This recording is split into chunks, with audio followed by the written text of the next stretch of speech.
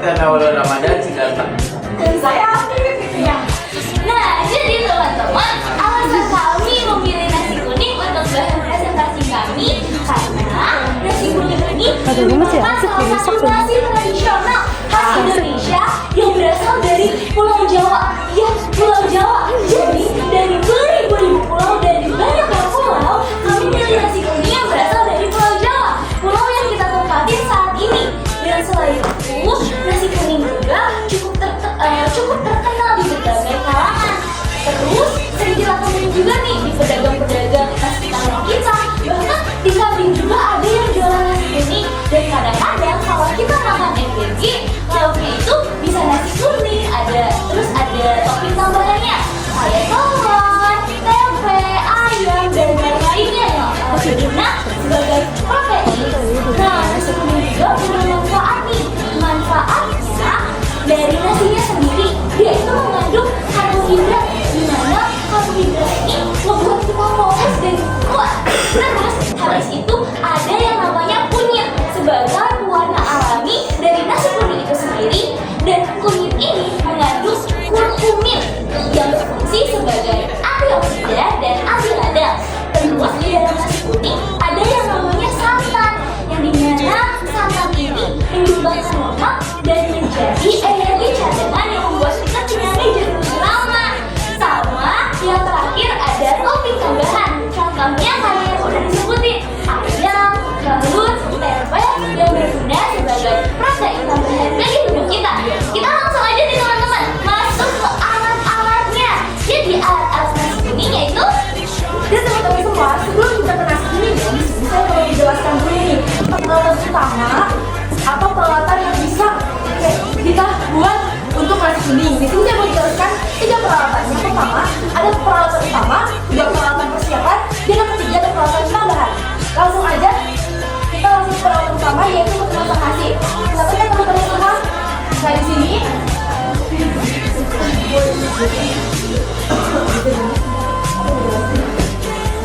Nah di sini ada rice cooker atau magicom, alat praktis untuk membuat nasi kuningnya tersebut, teman-teman. Jadi teman-teman nggak usah ribet-ribet, nggak kayak dulu ya, bisa pakai rice cooker untuk membuat si nasi kuningnya tersebut.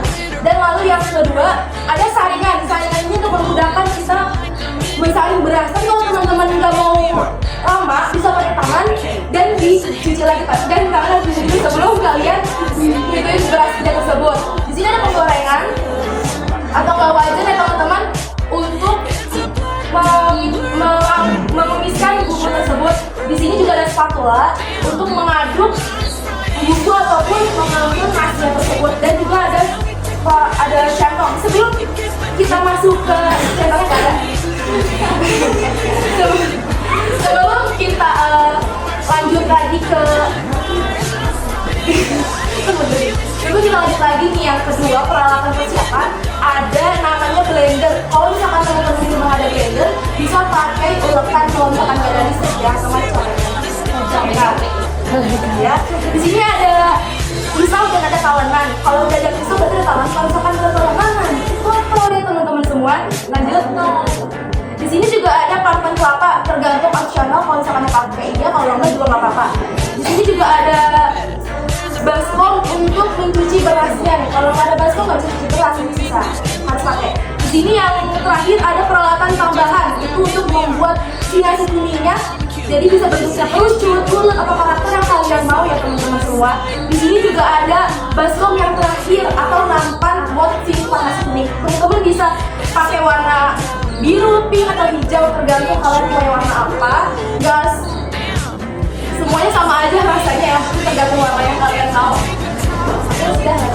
nah teman-teman, tadi kan udah nih alat-alat untuk membuat nasi kuning. Sekarang kita bakal masuk ke bahan-bahan untuk pembuatan nasi kuning. Oke teman-teman semua, sebelum kita membuat nasi kuning, tentunya kita harus tahu dulu dong bahan-bahannya apa. Yang pastinya bahannya tuh gampang banget. Kenapa gampang? Ya karena tinggal berdua loh, kita tinggal masak aja.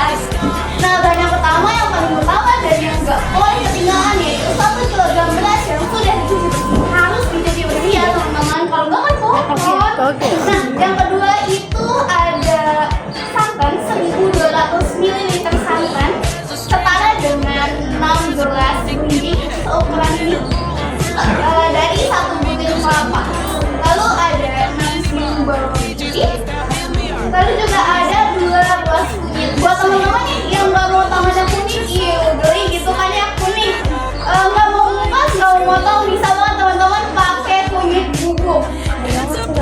Cuma bungkusnya dituang, diaduk tanpa harus megang, tanpa harus ubah, tanpa harus motong, tanpa harus kuning. Jadi kita masih tetap selai gitu kan ya. Terus habis itu ada 2 batang selai yang dimematkan biar wanginya tuh semakin serbak gitu ya, harus dimematkan jangan sampai enggak. Lalu ada 4 daun salam, lalu juga ada 6 daun jeruk biar wangi gitu kan ya. Lalu habis itu ada 1 sendok teh kaldu bubuk serta 1 sendok makan minyak untuk wangi. Nah teman-teman, alat-alat udah, bahan-bahan juga apa? Kira-kira apa ya yang belum?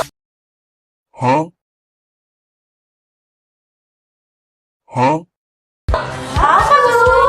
Nah, yang belum itu adalah langkah-langkah pembuatan nasi kuning. Kita langsung aja nih ke langkah-langkah pembuatan nasi kuning. Jadi teman-teman, sebelum kita membuat nasi kuning, tentunya kita harus tahu dulu langkah-langkahnya apa. Jadi langkah-langkah yang pertama itu kita haluskan dulu 6 siung bawang putih.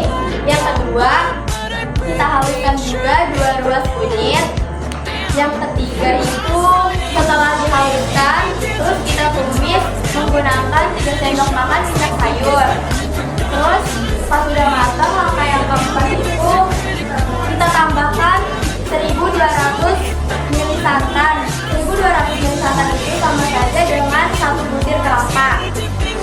Setelah kita tambahkan santan, langkah yang kelima itu kita tambahkan 2 ruas batang serai yang sudah dimematkan. Lanjut ya teman-teman, langkah yang keenam yaitu juga tambahkan 4 lembar daun salam dan tambahkan juga 4 lembar daun jeruk. Yang ketujuh, proses masak ini berfungsi agar nasi kuning yang kita hasilkan tidak cepat basi teman-teman. Jadi step yang ke-8 ini kita masak santannya hingga mendidih. Setelah santannya mendidih langsung matikan api ya, biar hemat gasnya. Dan yang step 9 siapkan 1 kg beras untuk dicuci bersih. Lalu step 10-nya masukkan 1 kg beras tersebut ke dalam rice cooker. Setelah dimasukkan berasnya ke dalam rice cooker, kita masukkan juga 1,5 sendok teh garam ke dalam rice cooker tersebut. Setelah itu kita masukkan juga kaldu bubuk 1 sendok teh. Habis itu kita aduk hingga merata. Setelah itu kita tunggu sampai matang, dan setelah itu kita sajikan sesuai dengan topping yang kita inginkan. Nah teman-teman, alat-alat udah, bahan-bahan udah, langkah-langkah juga udah. Kelompok kami ini menambahkan topping tambahan karena nasi kuning itu nggak lengkap tanpa topping tambahan. Langsung aja. Nah teman-teman, seperti apa yang dibilang moderator, nasi kuning itu tidak lengkap jika tidak ada toppingnya. Jadi ada beberapa topping ditambahkan di nasi kuning, antara lain ada ayam goreng atau ayam geprek, ada juga perkedel, ada juga ikan teri balado, ada juga telur dadar goreng iris, dan juga irisan timun dan sambal sebagai pelengkap. Nah teman-teman, jadi itulah presentasi mengenai nasi kuning dari kelompok kami. Semoga teman-teman paham ya, seperti jargon kami, yaitu sama, saling aja, paham bersama. Kurang lebihnya mohon maaf. Wassalamualaikum warahmatullahi wabarakatuh. Thank you guys. Sehat-sehat kalian dan jaga diri kalian, dan ingat guys, kalian sudah melalui banyak rasa sakit, kalian kuat, kalian bisa lalui lebih banyak rasa sakit itu. Karena sekali lagi guys, gue bilang ke kalian guys, Tuhan gak akan memberikan cobaan yang tidak disanggupi oleh hambanya guys. Semua yang kalian lalui itu guys sudah sejalan Tuhan, dan Tuhan tahu kalian bisa melalui itu ya. Kalian kuat guys, thank you. Brando Winda, signing out.